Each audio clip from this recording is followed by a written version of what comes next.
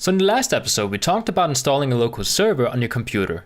And in this episode, we're actually going to start writing some code in PHP. So as you guys can see before we get started, I really quickly want to mention that you should have the Apache MySQL servers running inside XAMPP's control panel. If you don't have this running, you won't actually see the code that we're going to write in this episode. So what we're going to do now, after we have this running, we're going to go to the browser.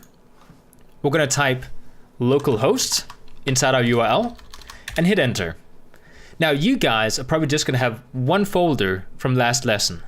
I will have a bunch of folders because I do actually have more than one project, but just make sure you open up the folder you created in the last lesson. So I'm going to open up the one I called PHP lessons.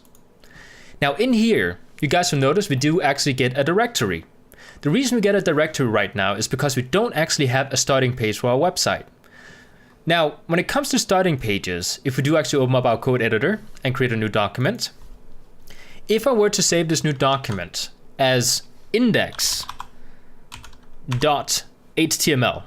it would actually recognize it as a starting page.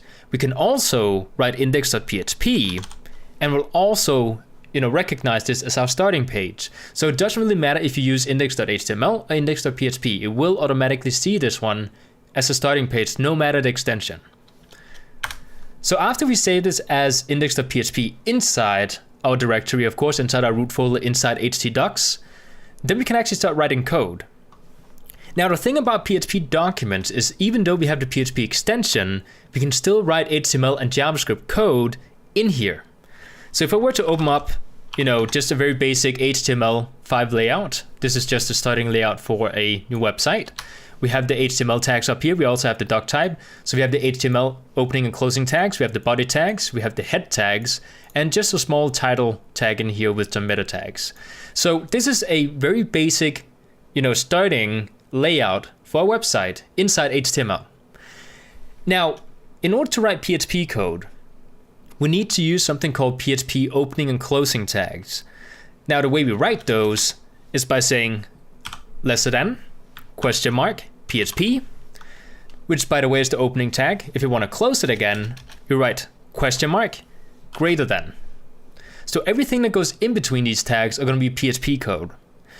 I should mention that you have to write these PHP tags if you want to write PHP code. Otherwise, it's not going to recognize it as PHP code. So in between these tags, we can actually start writing something. And the first thing I want to teach you guys is how to print something on the screen.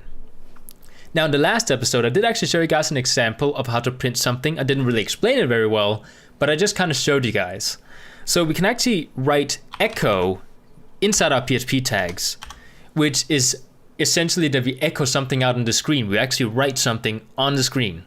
So I'm going to say echo space, quotation marks, and then we need to make sure we actually end the line of code by writing semicolon at the end. Kind of the same way as we do in CSS when we do want to end off a piece of code. So in between the quotation marks, we can actually write something. So this time I'll say hi there. And do notice I did actually spell hi correctly this time. And if we were to save this and refresh it inside our browser, you guys will notice that when I refresh, it does actually see, oh, you got an index document. And it's just automatically going to take me to it, as you guys can see right here.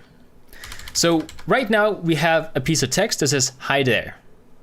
Now, if I want to write something else, we can also use a statement or like a function called print.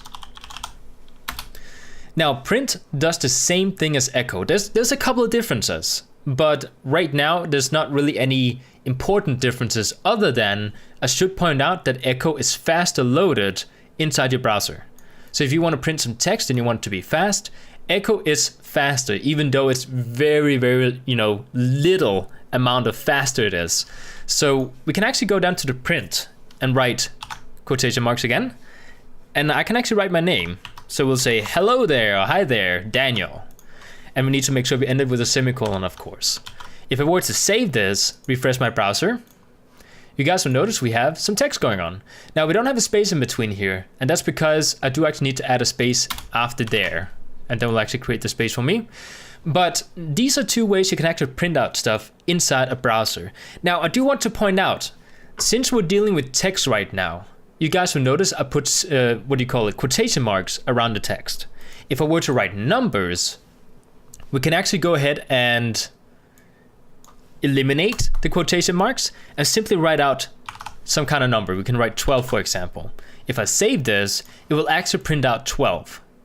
So you don't have to put it in quotation marks if you're dealing with numbers. You can. If I were to put these in quotation marks, it still will print it out as 12. But this time it's going to see it as a string, which is what we call it when we put, a line of text inside an echo, for example.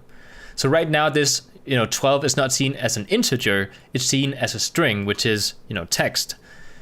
So this is two basic examples of printing out stuff. And we can actually also write equations inside these echoes. So even though we did just talk about printing out stuff, I also want to show you guys that we can actually calculate using PHP. So if I go into my echo and say 12, well, let's say something simple, 10 plus 5. And I save it, refresh my browser. You guys will notice it says 15. Because 10 plus 5 is 15. So we can also do very basic math statements, which is going to become useful later on if you want to do, functions, or if you want to make statements, or if you want to, just do something a little bit more complicated. We will have to do a little bit of math later on because PHP is a technical, programming language. So we will probably be doing some math later on. Now, these are some of the basic ways we can actually print out stuff. And that's what I'm going to focus on in this episode. In the next episode, we're going to talk about something called variables. And variables is something we're going to use quite often in PHP. You're going to use it a lot in PHP. So I hope you guys enjoyed this episode, and I'll see you guys next time.